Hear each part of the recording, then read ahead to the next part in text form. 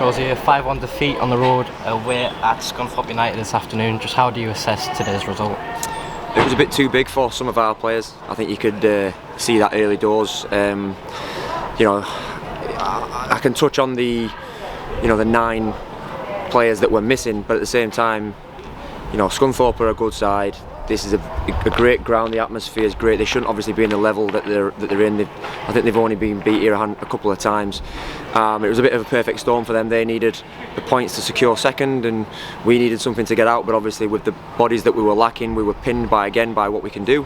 That said, I was extremely disappointed in the way that we started the game. We had again another clear game plan, and we conceded off a set piece. Well, in the first half, 2 set pieces and a clear, again, first contact in the box. So it's really disappointing the way that we started the game. And again, a little bit like Tamworth, second half, they kind of knew that the game was almost buried, and they took their foot off the gas, and we were a little bit better, but still nothing to obviously write home about.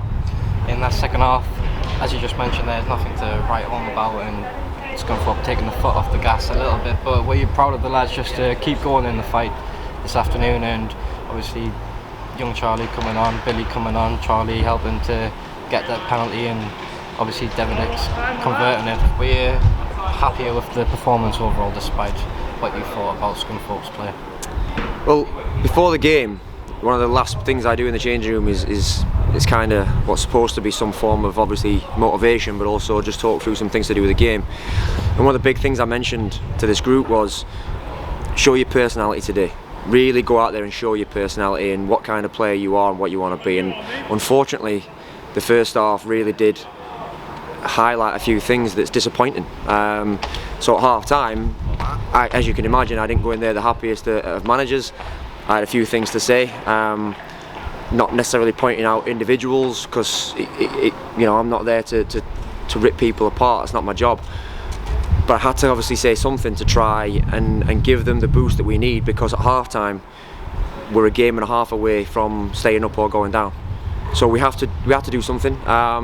They had to do something. They had to come out and be better in the second half, and they were. And like you say, we had a couple of people that really did, from the start of the game, gave a half decent account of themselves. And Malachi Reeves come back from his injuries, had to wait, and then Joe's got injured, so he's gone out there and showed himself again, showed the ability he can show us.